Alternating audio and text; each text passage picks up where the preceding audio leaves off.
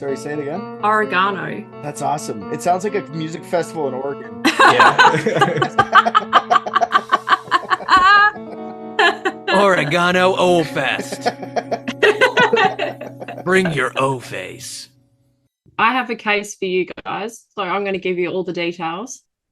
And then, I already have my opinion of what I think happened. But I disagree. You guys are much better at this than me, so I'm going to give you the story, and then you guys can... I got to break it to you, Kristy. Here at Private Dick's detective/consulting agency, it's I know you're my friend, and we're going to be very professional about this, though. We're going to actually probably break it down in a most sensical way ever, and give you what happened, not what you want us to say. So I know. I understand that I have to accept that it may not be the outcome that I want it to be. So yeah, okay. Private Dick's business arm of consulting, Private Dick's Consulting, is probably the only consulting company where you'll go and hire their services and come out with less of an understanding of what you were trying to accomplish. And that's what we're trying to accomplish. We will take every layer of what you tell us and add a couple more until it doesn't look like it has layers anymore. Yep. Boom. And we can definitely make this work. All we need is your signature on the line at the bottom of this contract written up in crayon. No, you may not touch my crayon to sign it. Right here. Yep, okay. You can use that crayon. Right here. No, don't give people my crayons anymore. Right here, sign. Right here. Yep. Right here. Initial here. Yep. Right here. Is there more? Right here. Okay. And a drop of blood. Thank you. All right, we can continue. Is that all the things you need for these contracts, Rick? Yeah, we should be good with that. I mean, I think it would be kind and just to include a new blue crayon. I mean, this one's down to a nub now. I can do that. Cool, thank you. Crayola, no rose art. Are you able to send me a copy of that contract, no. Rick? Or okay, all right. I mean, I have like a red crayon I can do it in. Does that work for you? Red doesn't last very long. If you want it to stick, you need to use blue or black. That's absurd. I mean, there's so many different colors of crayons. Why are we limiting ourselves? If you want to make sure that it's around, the signature is around for a long time, it needs to be blue or black. Where do they say that, on the back of the box, or is that like in the commercials for? No, it's a nurse's thing. That's why we have to write in blue or black, because our notes. Wait, why are nurses in charge of crayons? Maybe because the amount of people we get coming into the ER with them stuck up their noses and their asses and their... Oh, damn. So we get to control them from now on because you guys put them in places they're not meant to be. We don't deserve the gifts we've been given. Okay. All right, so you guys are going to tell me who killed Marilyn Monroe. An elite team of private detectives. What if balloons are aliens? Maybe that's the key component we're missing. Cover-ups. John's guilty. Mysteries that need to be solved. Maybe Mormons need mountains. Richard, shut up. Herself. Next. No. What are the chances you have this one in your weird briefcase? No, I haven't even looked into that at all. Mm-hmm. From scratch. Okay. The only things I know about Marilyn Monroe and her, well, I don't really know much about her death, but I do know she's hot. And I know that she dated Joe DiMaggio. And married. But other things, she's like, how many movies was she in? She must have been in a few, but like, I've never watched anything with her in it. Have you? Like, have you ever watched any Marilyn Monroe? RJ, I've watched every single one of her films. Really? That's cool. Yeah, I've been trying to be more open-minded about old movies. They used to freak me out, but I think this summer I'm going to watch a bunch. So maybe I'll add old Marilyn to the list. Yeah, I'll tell you which ones to watch. Please do. Yeah. I think the problem is all those old movies look like they're AI generated. So it's like you don't really know if we're just like looping back around. Some of them have been restored really well, though. Like I've never seen it, but I watched the trailer for North by Northwest, and I'm so excited to watch it. It looks hilarious. So this is a lot of what you get when you work in a consulting business, Kristy, is just a ton of lubing up for the business aspect of it. Mm-hmm. But I think maybe we're ready for the business part. All right, so I'm going to give you some background history of Marilyn and her career, and then we'll focus mainly on the period of time where she meets JFK up to her death in 1962. Okay, cool. She was born Norma Jean Mortensen on June 1st, 1926 in Los Angeles, California. Her mother, Gladys Baker, was a complete lunatic. She had a really crazy life. She got married at 14 and her then husband kidnapped her 2 children and returned to Kentucky, where he was originally from. Gladys married another 2 times. The third marriage to Charles Stanley Gifford resulted in the birth of Norma Jean. Gifford left shortly after and returned to his first wife, and Marilyn never had a relationship with her father. She'd never even met him, really. So no daddy. Gladys struggled with intense mood swings and depressive episodes, which resulted in her putting Norma Jean in foster care before she was even 6 weeks old. Between the years of 1934 and the early 60s, Gladys was in and out of mental health facilities, including psychiatric hospitals. Like she ended up being fostered. Like Marilyn got picked up by someone who knew her, right? It wasn't like random foster parents. Well, she was in and out of foster care up until she was around... What decade is this? She was born in... When was she born? 26. Okay. I cannot imagine what foster care was like. Yes. Oh my God. Oh, fuck. Foster care is bad now. Like, you know what I Right? mean? Yeah. They had like just fucking like infants with coal shovels and shit. Like, all right, you want gruel, you got a shovel. So obviously, Gladys was eventually diagnosed as a paranoid schizophrenic, and Norma Jean spent little bits of time with her mum throughout her life, but it was always few and far between. There were several incidences throughout her childhood where she was almost killed by her mum and her maternal grandmother. Gladys tried to stab her when she was 2 months old, and then her grandma was caught smothering the 6-month-old with a pillow. So she was trying to be killed by 2 different generations of... Schizophrenia and shit runs in family. Eh? So, Yeah. So Gladys was diagnosed paranoid schizophrenic, and her mother was... she was never diagnosed, but she had manic depression. Did they know about like bipolar back then? Like, would she been more bipolar or like actually schizophrenic, hearing voices, or was she just like highs and lows? No, she was just a woman. Yeah. What's the word? Hysterical. Back then, I'm saying back then. Oh, I was like, my Yeah. mother-in-law. What are we doing that jokes in the 1985s back? No, I'm saying back then she was just a woman. I got you. Yeah. All women were hysterical because we had wombs. So Yeah. And then you just give them a quick little lobotomy and send them on their way. They're fine. the word hysterical is actually after that female system, because it's like the his something system. I can't remember the full word, but hysterical comes from it's a feminine word. They never called men hysterical. Wow, you think you guys would be funnier? Right? I saw Richard trying to hold that one in. So throughout the rest of Marilyn's life, Gladys was in and out of institutions. She always had to keep getting moved because she was constantly trying to escape. She caught a bus once from Oregon and ended up on Marilyn's front doorstep in California. Yeesh.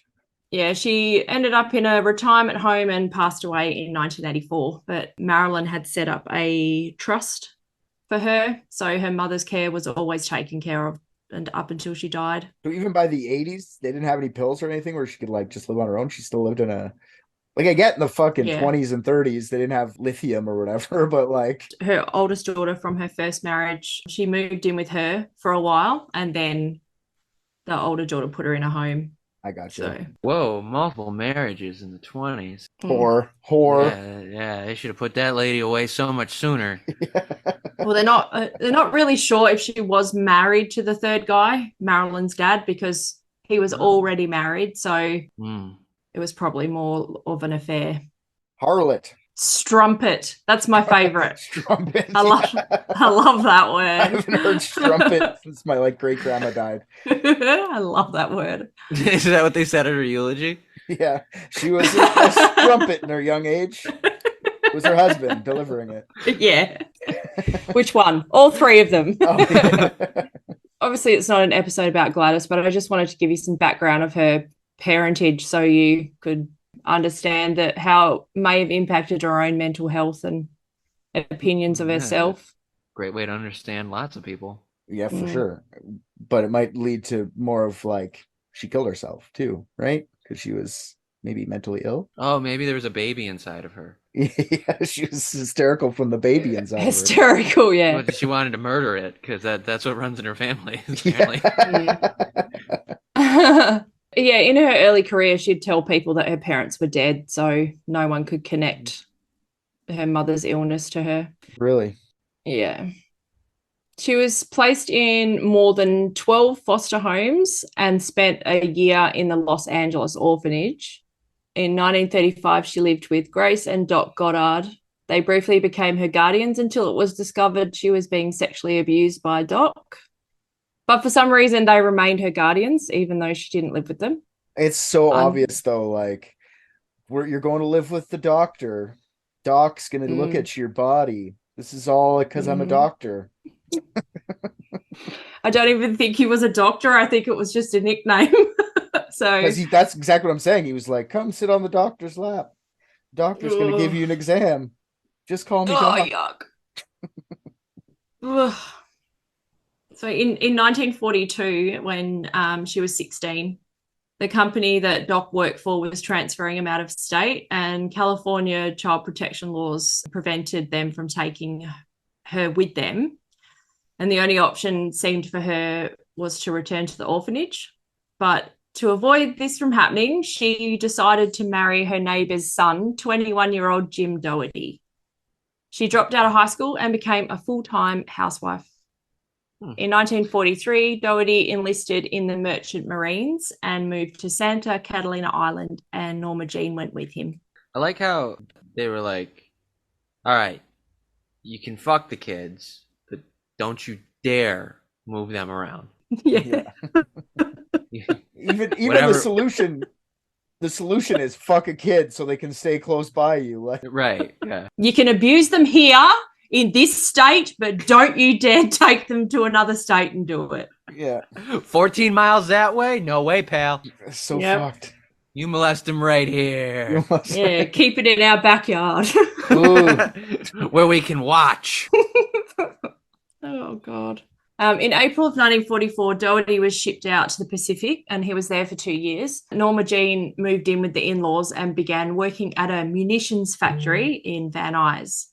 Later that year, she met photographer David Conover, who came to the factory to take awesome morale-boosting pictures of women holding big guns and grenades. I was going to say, it makes sense she worked at a munitions factory because she's got those sweet guns. Am I right, guys?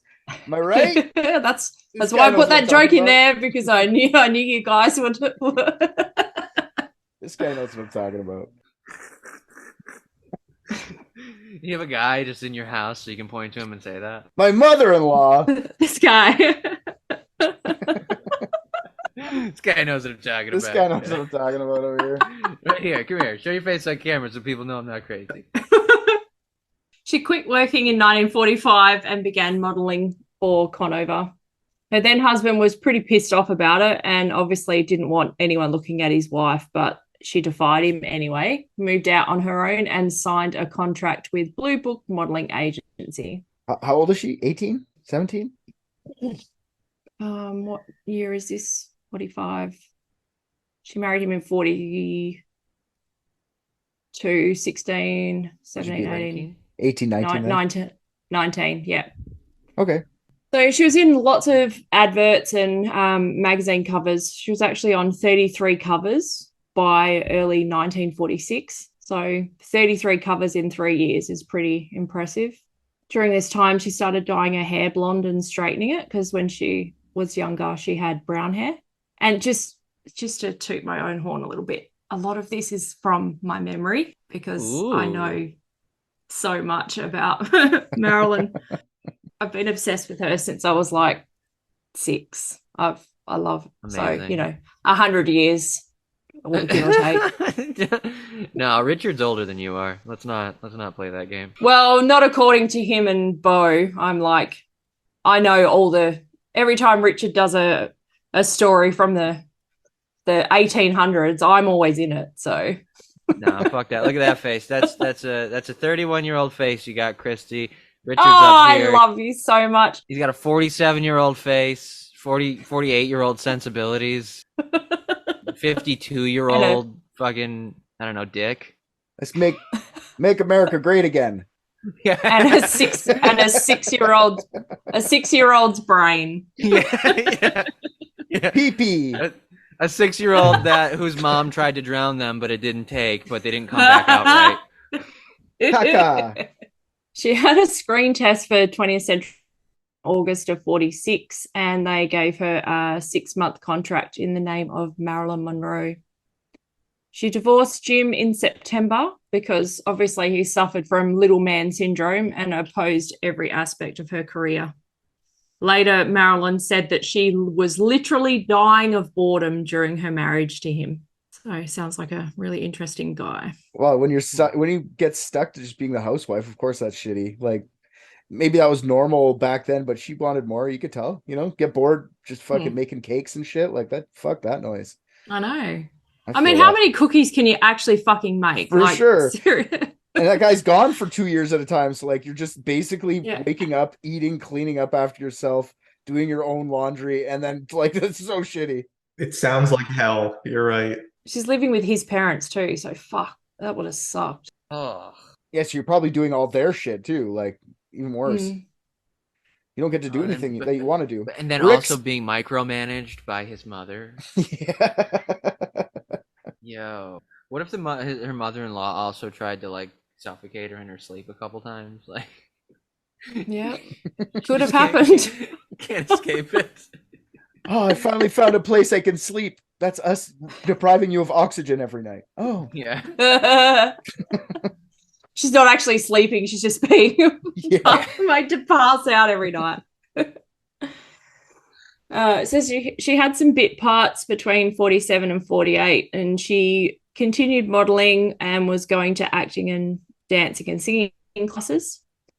She was a pretty intelligent woman and realized that she needed to be seen and to make friends with the right people. So she'd hang out at producers' offices, spent time with gossip columnists, and became good friends with Fox executive Joseph Schenck, who persuaded his mate Harry Cohn over at Columbia Pictures to sign her in March of 48. She had a few more years of playing small roles and modelling before her career started to take off. In 1950, she successfully negotiated a 7-year contract with 20th Century Fox with the help of her friend Johnny Hyde, who was the VP of William Morris Agency. This sounds like Elvis. This is how Elvis got famous. They just signed him to like a bunch of movie deals for 6 months. It's crazy. Did they know each other? Do you know if this is just I don't think I ever came across that.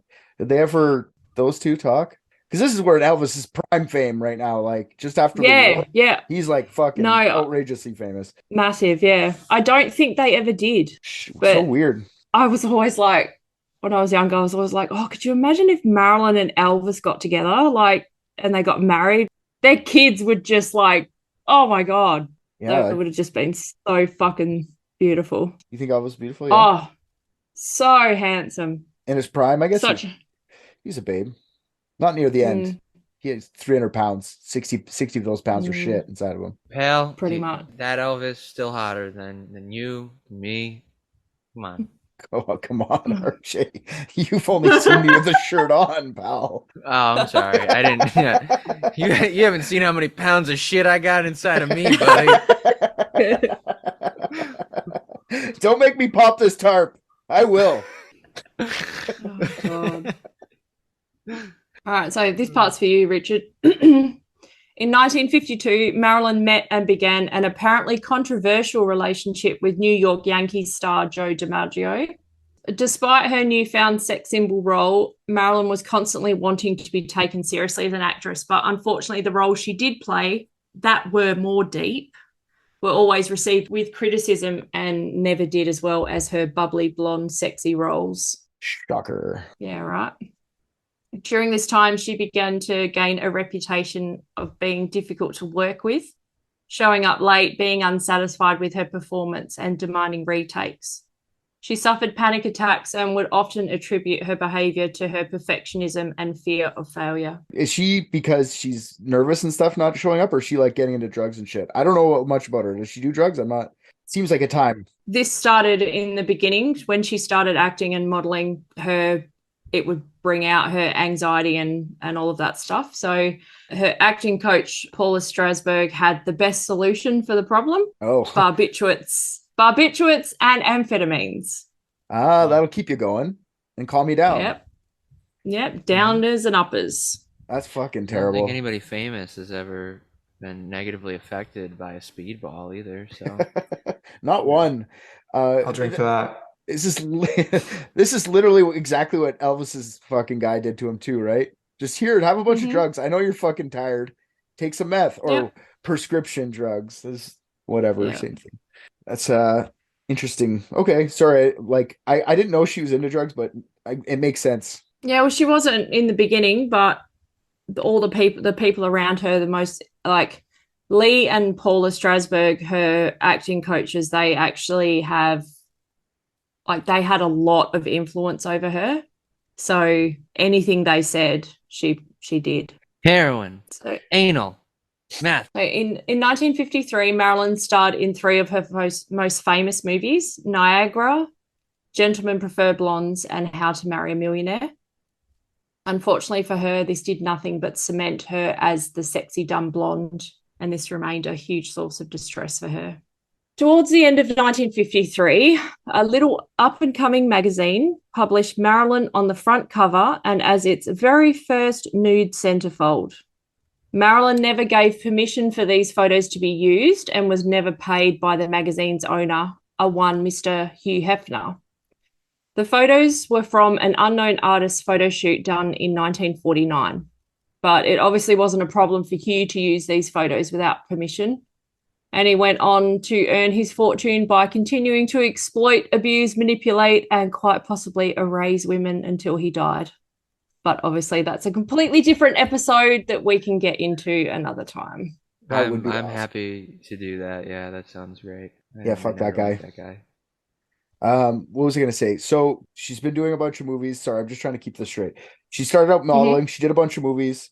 She's getting bad rep on set because she's doing a little bit of drugs at the Saver thing. Is she a household name at this point when she's before the nudes come out? Yeah. So these three movies, Niagara, Gentlemen Prefer Blondes, and How to Marry a Millionaire, they skyrocketed her. So absolutely, she was absolutely a household name. So Interesting. I always thought it was because of that she became huge, which is not fair, but I just thought it was retrospectively giving her like a bunch of credit for being in movies and shit after the titties came out. No, she was serious. She was really, really upset and distressed about it, but obviously she couldn't do anything about it because the magazine was already printed, it was out, and it was done. The picture of her on the front cover was actually taken from they had a street parade and she was in the back of the car like waving at people, and it was just a photo that was taken. Like she didn't pose for it. She posed for none of the pictures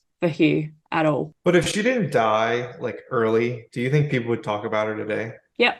I'm not sure. I'll listen to the rest of the story, but for what I think is she's so iconic that I don't think that her dying early is what made it that way. I think she just was the first titties in Playboy. She's like super hot blonde, like that first like version of that, which continues. Yeah, but there's other like people that are repeatedly in these old movies, but like anyone in our era wouldn't know, like anyone in our generations wouldn't know the name, right? Like that's what I mean. I don't know. That's why I don't know the whole thing. I know a few things. Like she married fucking a baseball star. Like she did a lot of things that other people didn't do too.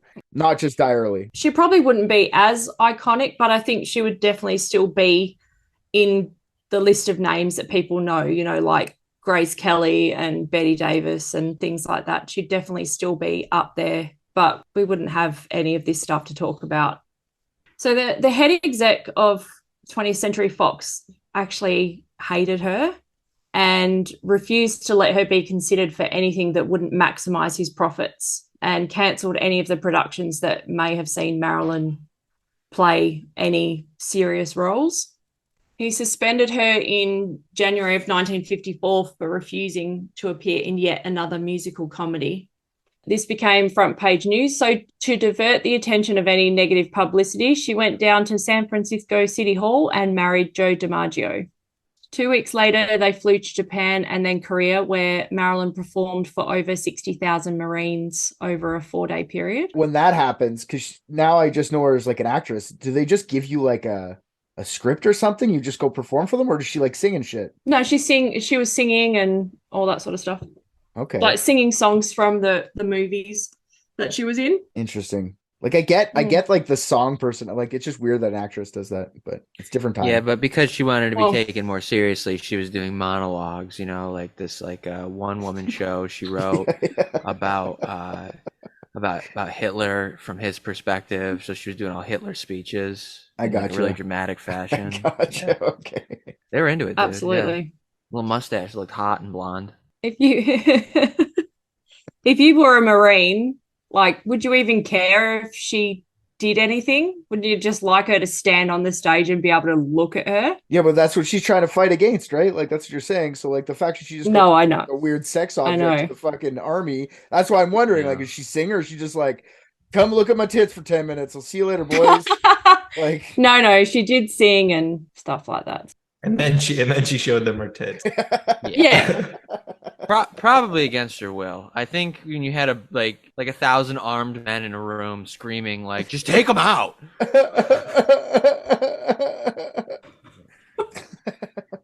She did a really tasteful burlesque performance. There you go. PP. When she returned to the US, they were obviously more in love with her, and Fox had no choice but to offer her a new contract, a bonus of $100,000, and the lead role in the new movie, The 7-Year Itch, which is where we all know the iconic white dress scene comes from. You know that scene where she's standing over the subway and the dress. Yeah. So yeah, that's crazy, dude. Even subways were perverted back then. Right. I thought Subway was always perverted. They hired that Jared guy, like young kids, right? Oh, that's true. Gross. So the white dress scene put Marilyn on every newspaper around the world and also ended her marriage to Joe, who was severely infuriated by it. He had been controlling and jealous through their whole relationship, and it was the last straw for Marilyn, who filed for divorce in October of 1954, only 9 months after their marriage. I don't know if you know this, but you probably do if you know lots. Apparently, after Joe DiMaggio, they got divorced, he was still like super obsessed with her. And he like spent an ungodly amount of money on a fucking sex doll that looked like Marilyn. And I'm not even joking. I think it's like $10,000 he spent in like 1950s, 40s money on a giant sex doll with Marilyn Monroe's face on it, who he lived with for the rest of his life. Oh, Joe. Isn't that awesome? Mm-hmm. I think there's a couple other adjectives we could find if we tried. Awesome doesn't necessarily mean good or bad. Yeah. Mm-hmm. Amazing. Yeah, is another. Isn't that fascinating? That's fascinating as shit. It's so weird. He was a weird guy. Real sure. weird.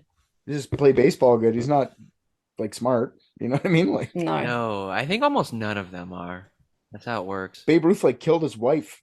Like, you know what I mean? Burned her down. I did not know that. Yeah, he was trying to get a divorce. This is kind of a sidetrack. Sorry. He's trying to get a divorce from his wife because he moved to a different town to play baseball, but she stayed where he was. And he fell in love with like this supermodel chick, and he wanted a divorce. And she's like, not without $100,000.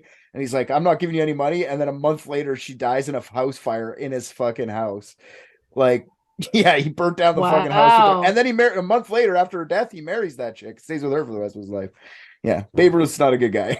He fucking definitely murdered his wife. Holy shit. But he makes some good fucking candy. Those are my favorite. Fair dinkum. Okay, what? Yeah. What did that one? Fair dinkum. Fair dinkum. It means it's true. Oh, okay. Hey, man, this thing's prescient. It's hitting all the right buttons whenever you press. Look, I found reference points for this. Okay, so for the rest of his life, Marilyn Monroe was his singular obsession. He dated girls who looked like her, and in one book's more outrageous claims, DiMaggio spent $10,000 on a life-size sex doll made of Marilyn's image. 1 year after filing for divorce, he showed it to a stewardess he was seeing. Yeah, but what year was that again? 1954. 55. Yeah, what's a 1954 real doll like though? It's you know what I mean? No, I'm that's why it's even worse. Like he's just fucking a broom handle. Like I was saying, made out of like fucking burlap and like paper mache, petroleum jelly. Like I think probably stunk. Oh my god. So in January of 55, she started a legal battle with Fox, stating that they hadn't fulfilled their end of the bargain and didn't pay her $100,000. She moved to New York and began attending the Actors Studio, where she was introduced to playwright Arthur Miller in May of 1955, and the two began an affair. In October, Arthur separated from his wife and the two became official.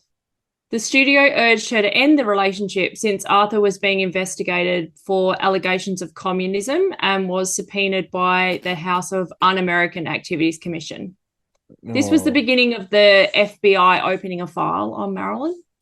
Arthur and Marilyn were married in 1956, and she was enjoying her new 7-year contract with Fox, who agreed to pay her $400,000 to make 4 new films.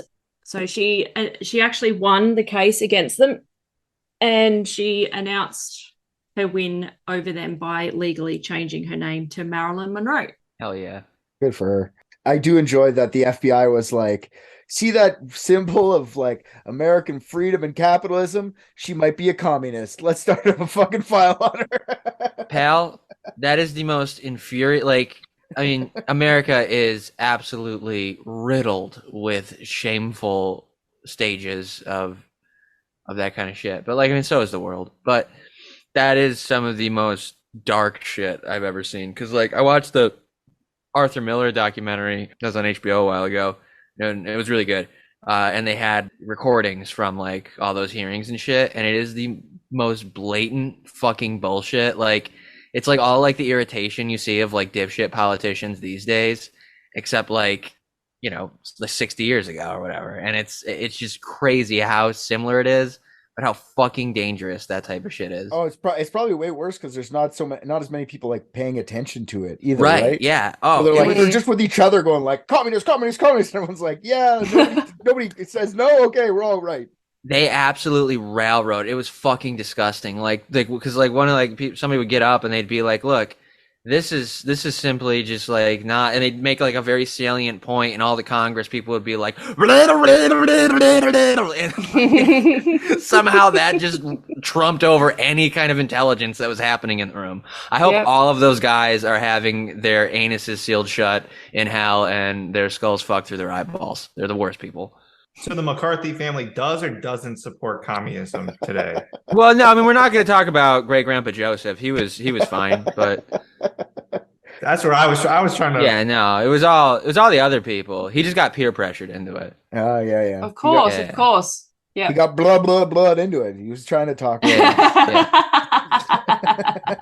Exactly. He's like, guys, I don't know about this, and they're like, and he's like, all right. Oh, you're making sense there. Yeah. As long as I'm allowed to say words, I'll do it. Yeah. I'm not gonna talk dirt on my great pap. She continued making films for Fox and remained very much in the spotlight, but her dependence on uppers and downers also continued to increase. In 1957, she suffered an ectopic pregnancy and then a miscarriage. This led to her being hospitalized briefly after an accidental barbiturate overdose. Cheers, mate. Kind of worked. She continued on this path over the next 5 years, making films including The Misfits with Clark Gable. As with her previous marriages, her relationship with Arthur fizzled out and they eventually divorced at the end of 1960. Marilyn was often sick and took numerous long stints away from filming, costing the studio a lot of money. Her drug addiction was also becoming increasingly uncontrollable after she had her gallbladder out in 1961. She sometimes had to have her makeup applied while she was passed out under the influence of barbiturates. During this time, she was supported by her ex-husband, Joe DiMaggio, and she had a very quick romance with Frank Sinatra. Here, Marilyn, come with Marilyn the Magnificent, that's what he called the doll. Marilyn the Magnificent, and she'll hold you up. Just sit beside Marilyn the Magnificent. See, but like, I think maybe more interesting if that was just like a spiteful thing. Like, if I'm gonna pay for you, I'm still gonna have you. Oh, gross. Yeah. Also, Frank Sinatra's gross. yeah, ew. After wrapping the Misfits, Marilyn moved back to California permanently and purchased a house in Brentwood in January of 1962. And she began work on what would be her last movie, Something's Got to Give.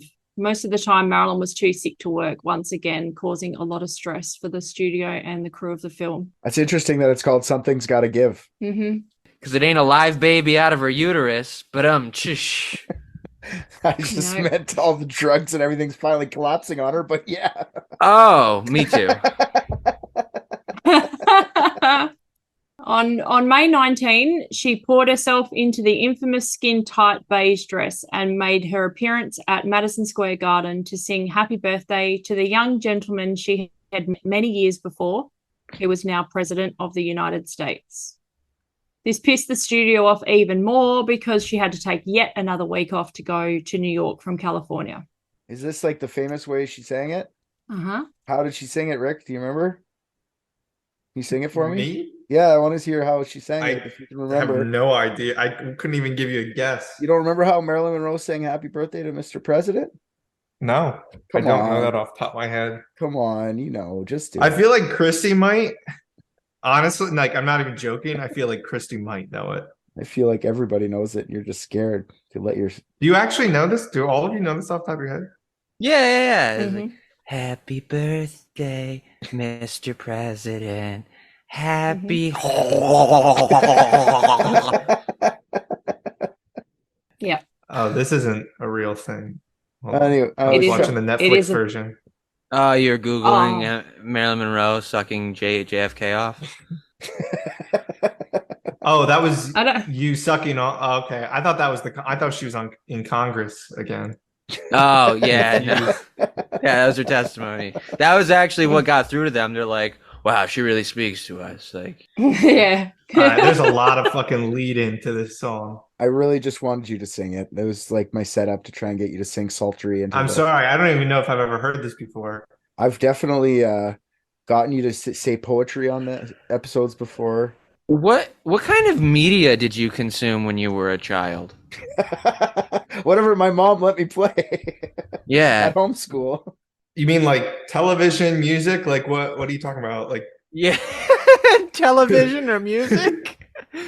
those foreign forms of me. I bet there was just like a single dog-eared copy of the Velveteen Rabbit that he had to read every day. Something creepy. do you remember those little hit clip things? I had at least like 35 of those hanging Hit off. clips?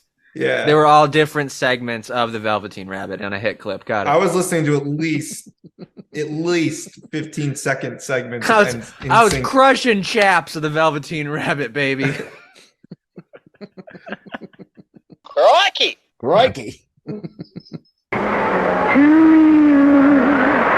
Happy birthday, Mr. President. Happy birthday to you. Is that it? That's the whole thing? Yep, that's That was it. fucking terrible. After she did that, JFK was like, I can retire from politics now because I've been sung happy birthday by the most beautiful woman in the world. Cheers, mate. So they fired, the studio fired her and sued her $750,000. When they tried to replace Marilyn with another actress, the director stated that he would not make the film with anyone but her. So they went crawling back to her, gave her the role back, another bonus, and a starring role into other upcoming productions. Obviously, she didn't do them. Marilyn died at her home on August 4, 1962. According to the toxicology report, She had 8 milligrams of chloral hydrate and 4.5 milligrams of pentobarbital in her blood and 13 milligrams of pentobarbital in her liver. There were empty medicine bottles found in her room, and the possibility of accidental overdose was ruled out due to the amount found in her system being 4 times the lethal limit. The world's most famous sex symbol was labelled a drug addict and a mental case that took her own life. And I will never believe that's true. I'm confused. Why couldn't it be accidental? Couldn't she just have taken it all at once? Yeah, but she would have had to mean to take that much. Because she'd been taking it for such a long time, she knew how much to take to get her to where she wanted to be. Maybe she just really wanted to, go high that night. Or down, whichever ones it was. I don't know. Downers. But yeah, maybe she was just having a bad day that day. And just took a little bit more, not thinking that it was going to kill her because she felt indestructible. It's like the whole. Or she took some and was like, oh shit, I forgot to take some, and then took some more, and then just kept doing that because she just kept forgetting. We're back on the Kurt Cobain, the exact same argument. Yeah. I can never remember if I turn the dishwasher on, so I'll walk upstairs and then come back down and check again 3 or 4 times. Mm-hmm. Yeah, and that's easy because the dishwasher makes a sound. When you pop heroin or whatever, there's no sound. You could just do that easily. Exactly. But yeah, okay, put it this way, consulting company. All right. I know you have other theories as to why she didn't kill herself. I think personally from this story so far, history of mental illness, right? Drug addiction, which is part of that usually comes hand in hand with mental illness a lot of the time. Shitty fucking guy who's fucking a sex doll he calls Marilyn Magnificent, and I'm sure you know about it. Arthur Miller, you thought you loved him, but he's a fucking communist. And then you flop it out of movies and shit. You can't even get your maybe it's just time. I'm done. I want to be Marilyn. I'm dead. So far, that's the story I'm hearing. Okay, well maybe maybe this next part will help change your mind. All right. Marilyn had met JFK in 1954 at Peter Lawford's. Peter Lawford's another actor. He was also their brother-in-law, JFK and Robert Kennedy's brother-in-law. Marilyn and JFK had conducted a secret affair that spanned almost 6 years. Marilyn's friend Ralph Roberts, a trained masseuse, stated he chatted to Marilyn and JFK on the phone one evening when the pair called him to ask for advice on massage techniques. Marilyn's other close friend, Susan, also confirmed the affair. She said, it was okay to sleep with the charismatic president. Marilyn loved the secrecy and the drama of it, but Kennedy was not the kind of man she wanted to spend her life with, and she made that very clear. But Marilyn wasn't really interested in JFK. She had also been having an affair with his younger brother, Bobby, so Robert Kennedy. You know what I find most fascinating about this is that somehow JFK's disabled sister in an insane asylum got married. I didn't know. Yep. That was chill. You only had one sister? And I don't know. I'm just trying to make a link here for yucks, pal. I didn't know. I thought I was maybe he did marry her. That cool. I didn't know that either. So G'day, mate. This is So Sorry. That's okay. Friday, August 3rd, leading into August 4th, when she died, she made a lot of phone calls and had a lot of phone calls with her and her friends and psychiatrists. So she phoned a friend, Ann Carger, and said she was very much in love and going to marry Bobby Kennedy, but sounded very depressed. Later the same day, another one of her friends, I won't bother saying all their names, it's too many, stated she was trying to reach Robert in Washington, but she couldn't get hold of him. Press reports and FBI documents show that Kennedy flew into California that day, and Marilyn was trying constantly to get hold of Kennedy at the hotel, but he never returned any of the messages. One of her other friends said she received a phone call from Marilyn early Saturday morning. She said some woman had been calling her all night, harassing her and calling her names. The voice sounded familiar, but she couldn't put a name to it. The anonymous caller kept saying, "Leave Bobby alone, you tramp." So, you strumpet. So, basically, she had there's lots. So basically she had lots of phone calls with people basically talking about this relationship with her and Robert, and that she was really upset because he had agreed to marry her and then decided that he wasn't going to. She spoke to her psychiatrist, and later on he had a meeting with the Los Angeles suicide prevention team after she had died. He told the doctors he'd had calls with her that morning, and she said that she'd had recent sexual relationships with extremely important men in the government at the highest level, and she was expecting to see some very important people that night. She was to die hours later. So between 8 and 9 that evening, a longtime close friend said he'd got a phone call. Marilyn appeared a little bit groggy, but nothing out of the unusual for her. Marilyn telephoned me in despair. She rambled on about being surrounded by danger, about betrayals by men in high places, and about clandestine love affairs. She said that Robert had come to the house that very day, threatening me and yelling at me. She said that he reneged on the claim to marry her, and Robert was telling her now the relationship was over. Marilyn had responded with a threat of her own to go public and tell all her secrets in a press conference. She added that she knew dangerous secrets about what was going on in Washington. There were no more known phone calls after that one. Weeks earlier, a real estate agent whom Marilyn was friends with, Art James, received an unexpected phone call. It was a request, James remembered, that I should get Marilyn away from her house, perhaps for a weekend. They wanted to empty her place so they could install bugging equipment. I told them I wouldn't do it, but I didn't warn Marilyn. I figured she had too much to worry about anyway. Good on you, mate. A man by the name of Paris Theodore, who claimed to be involved in the bugging of Marilyn's residence, recalled the most detail. The equipment used, he said, was a minute grain of rice microphone, almost invisible when installed. The take, including a tape up to 40 minutes long of the day Marilyn died. First, you could hear Marilyn and Kennedy talking. It was kind of echoey, as though the sound was in the room next to the site of the transmitter. There was a heated argument, with Monroe demanding an explanation as to why Kennedy was not going to marry her. As they argued, the voices got more shrill.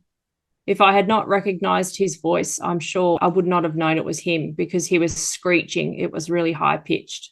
Kennedy was evidently looking for something, most likely one of Marilyn's diaries, because she was very well known for writing everything down and making lots of notes.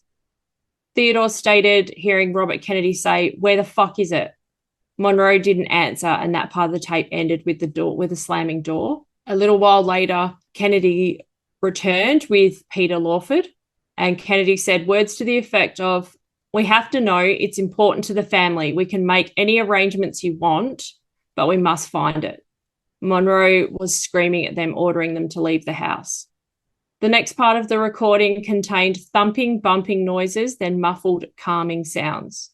Sounded as if the actress was being put onto the bed. There was discussion between Kennedy and Lawford about Kennedy getting out of town. It was arranged that a call would be made to Monroe's number once Kennedy left the area. The final sound on the tape was that of a phone ringing and being picked up. The person who did so, however, said nothing. Marilyn's psychiatrist, Dr. Greenson, who hours later was to find her, would say he found her face down on the bed with the phone clutched in her hand. Right after Marilyn's death, action was taken to remove certain records of in- and outgoing phone calls from the actress's phone company. "We were on the scene immediately," says James Doyle, a former FBI agent, as he understood it, the orders to remove the records had come from either the Attorney General or the President himself. So, and then the tapes were seized from a wiretapper's home in New York State, and it says the items seized were tapes and evidence concerning circumstances surrounding and causes of death of Marilyn Monroe, which strongly suggests that the official reported circumstances of her death are erroneous. Okay. And apparently these tapes do still exist. A retired Army Colonel, Dennis Harris, was hired to locate them.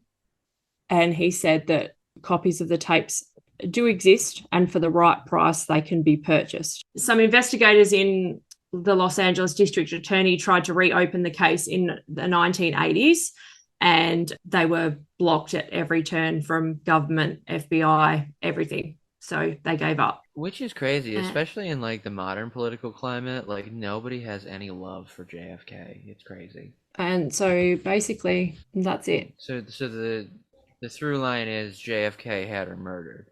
Yes. Okay. Or the brothers RFK. The brothers decided they needed to get rid of her because obviously in the throes of passion, they were giving away state secrets. Are we sure? Is this like historical fact that they were actually banging?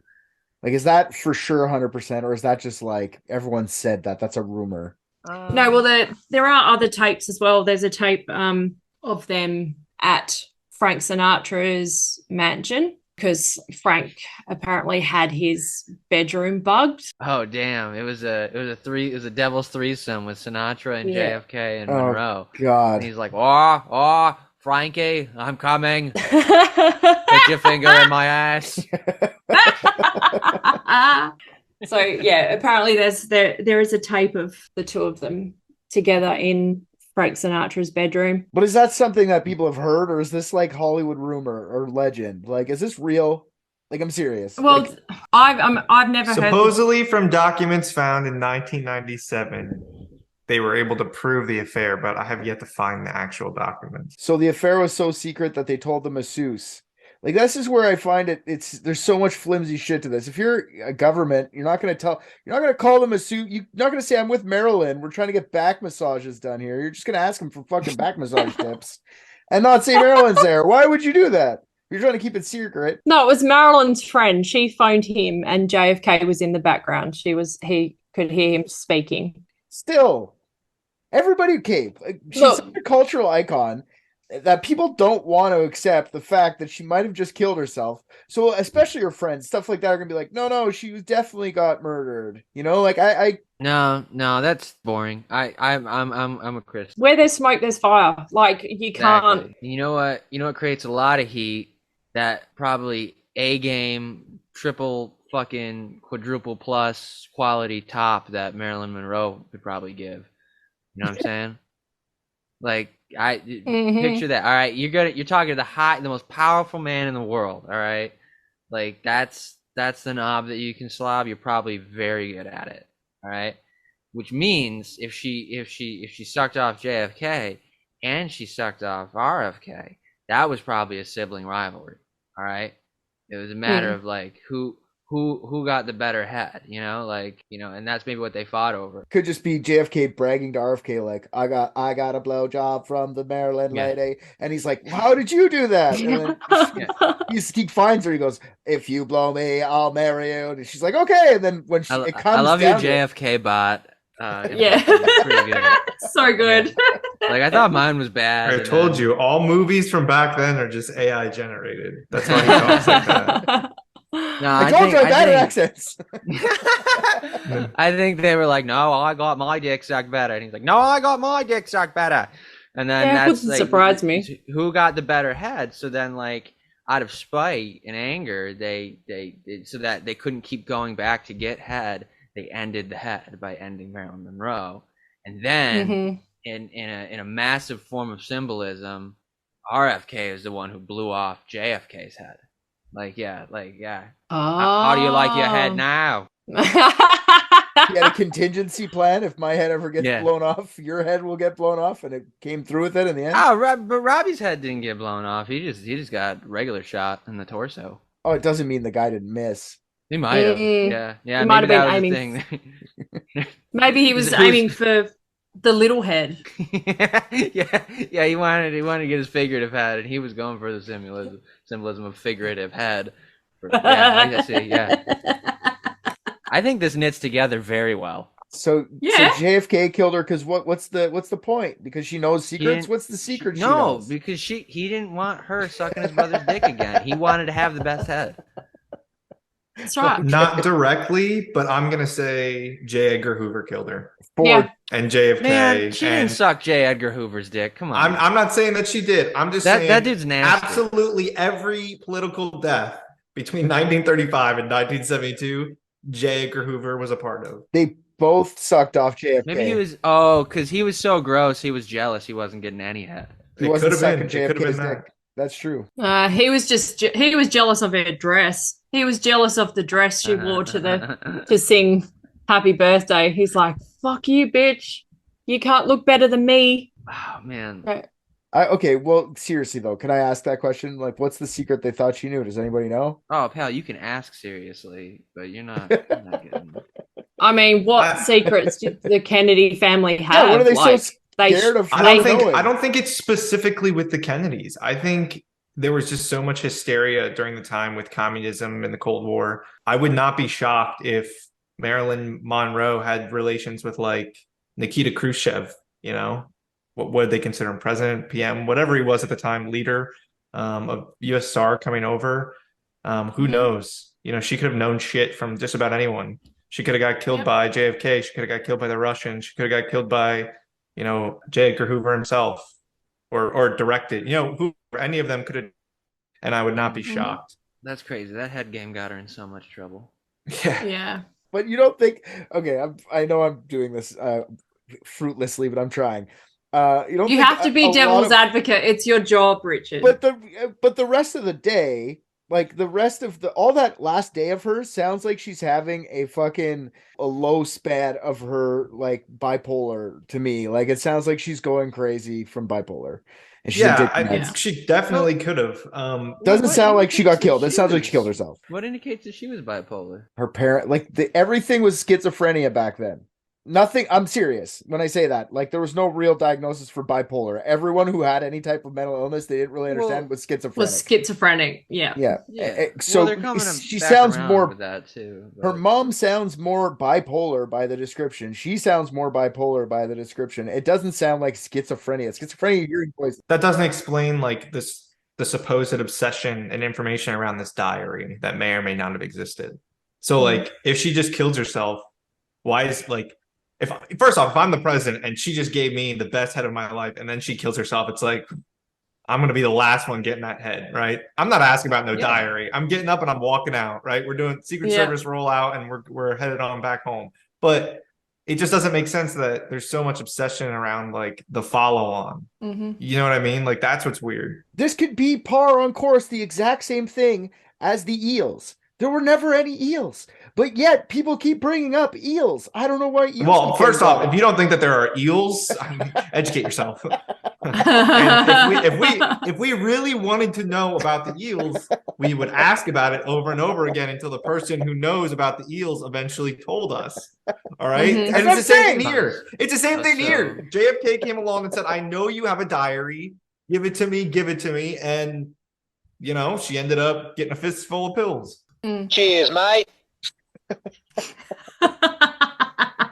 Or there was never a goddamn diary, and it's all to make everyone feel better that Marilyn killed herself. She wrote everything. Maybe, but a diary is such a weird thing. They could have said she had anything on them. She could have said like, I don't know. She made some thing up about nukes, right? Like she knew where nukes were, and then they would have had probable cause back then to fucking kill her. Like. Political assassinations weren't outlawed in the United States until like 1976. So they could have killed her and been like, she knew where the nukes were. And everyone would have been like, fucking commie. So it was like this weird, like cover up killing information thing. It smells more of espionage than anything like outright political. Man, I kind of wish I would have got a blowy from her though. Me too. On Time Machine list, where is that? Like top 5, top 10? Time Machine? I am gonna get fucking beat the shit up if I go back and she's coming here. I'm not going back there. I'm dead. Yeah, Richard shows up with his hat and his beard, and he's like, "Hey, you want to suck my dick?" Wow, what is that? Yeah, I'll go back to like 1955 and bring her and Elvis back here. They're probably in space with Elvis right now. Have little Elvis babies. Breed them in a cage. Yeah, fuck yeah. But would you feel like shit if you brought them back and then they both just ended up overdosing anyway? And you were like, wait. So maybe it wasn't supposed to happen, but you never would know because you already went back and changed it. But because you brought them together, it definitely would happen. Oh yeah, that's true. I That's would like feel weird, bad. It's a Will they, Twilight won't they Zone. situation, huh? Yeah, I would feel It's bad. kind of like those old movies that you like, though. Kristy's got him in the breeding cage, and she shows up, and then they're just both dead, surrounded by pills and feces, and she's just like, She'll be right, mate.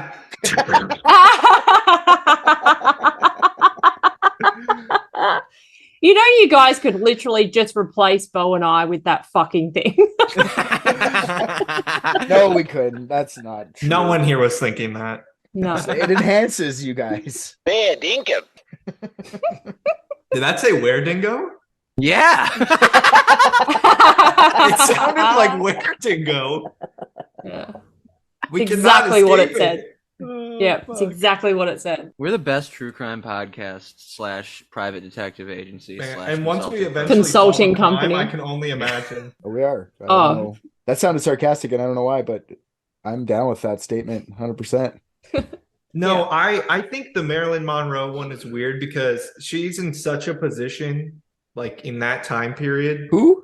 that literally every single person might just kill her just to be like, let's just close that loop, like, Yeah. just in case. Yeah. Who are you talking about? Marilyn Monroe. It's like Mario. Yeah, don't. I was just gonna say he's just been playing too much Mario Kart. Did I say Mario? Mario Monroe. I didn't think I did, but That was a joke just for RJ. When you called in sick, you left a message saying I have to. I know what I said. Super, I know what I said. Super Mario movie. We're like, what? Who says Mario? It's Mario. Yeah, it's listen, fucking this like wasn't a rehearsed Moms thing. I in literally picked up the 1987. phone. It was I picked up the phone. I started talking. And it's Marilyn Monroe, not Marilyn Monroe. That's why I'm laughing at. That's what I'm saying. It literally does not even sound different to me. I don't even know what just changed between the two. Okay, fair enough. I have zero idea what you just said. Don't worry. You put a little bit more inflection It's like on the it's like you O's. said. It's like it's tomato, not tomato. And I'm like, all right. I would have said this. It's tomato, not tomato, or whatever. However, No, it's This is literally you just said. No. He You're doesn't- all You're so wrong. autistic. You're all wrong. You're all wrong. It's It's tomato. tomato. It's oregano. Reganario. Yeah. That way. I thought that was pronounced.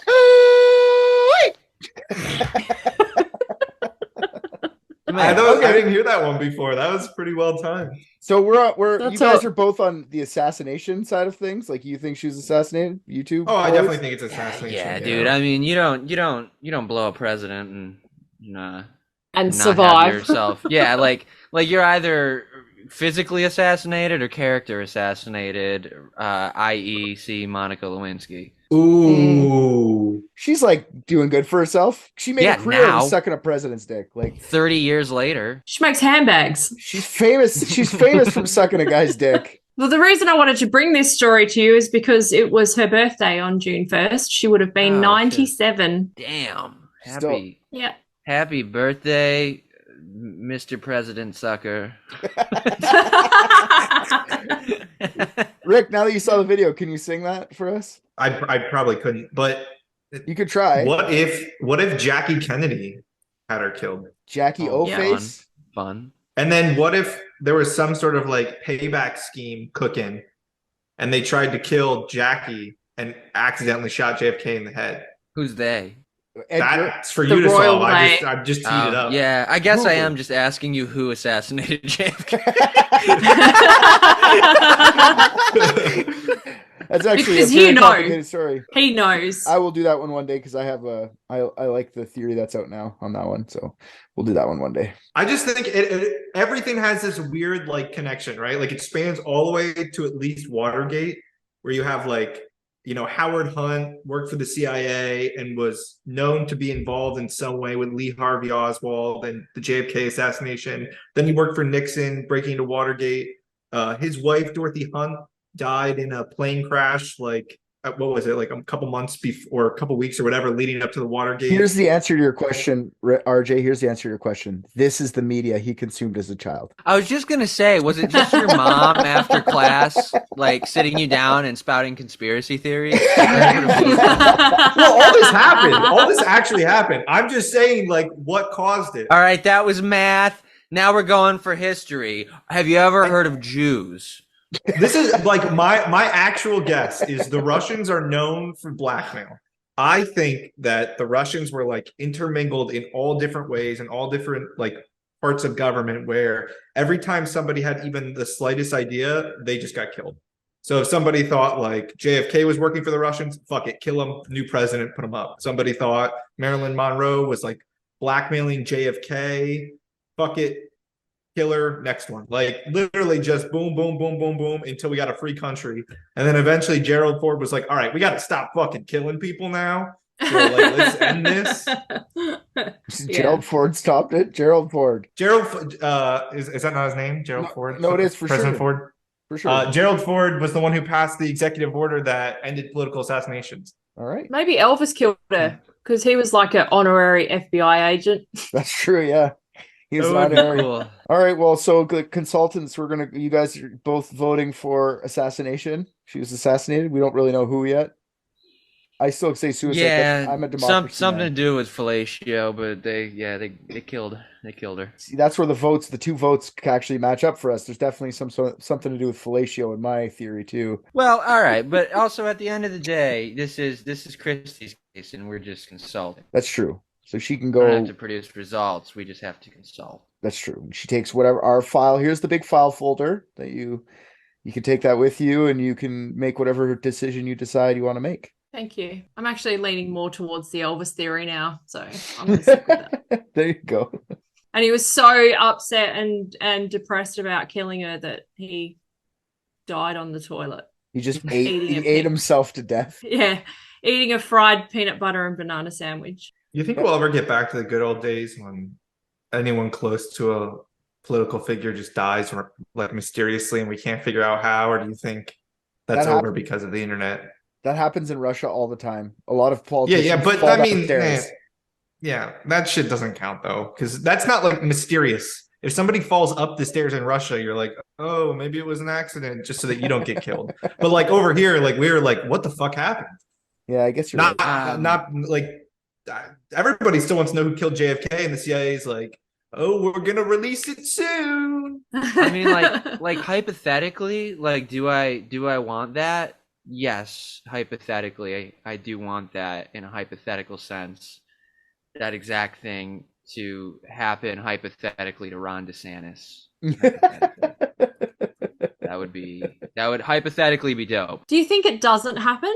Don't you think it would? I think it would still happen. You would think it would be more like somebody having an affair. I think the thing is, it's so much harder for government officials now to have an affair, get away with it, and like it be worth. I don't like even the Monica Lewinsky thing. Like, how is she alive? Like that, if she wouldn't have been, right? Like she would have been fucking killed. She would have just been killed if it was like pre-1970s. Yeah. I guess so. I think people like eventually would have softened up on the whole like, so what, he got a blowjob, he's the president. Of course, that's gonna happen eventually, right? No, I do think people would soften up, but like, I don't know. You don't think like maybe it was different because she was like actually an employee. It does kind of blow a lot of holes, pun intended, I guess, in the like a lot of those right-wing conspiracy theories about how the Clintons had so many people killed because like they're like who? right. There is one they should have killed. Like yeah, if they were actually no, I mean for real. Like you don't have to because post-nut clarity tells Clinton kill her immediately, right? It's not even wait until the scandal starts. It's just like oh my Get rid of god, it. that is the best. Say no more. Don't ruin it. That's the best image ever. Just him being like, oh man, I gotta kill this bitch.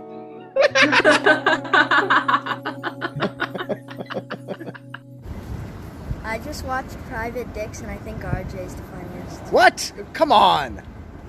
Caca. Crikey.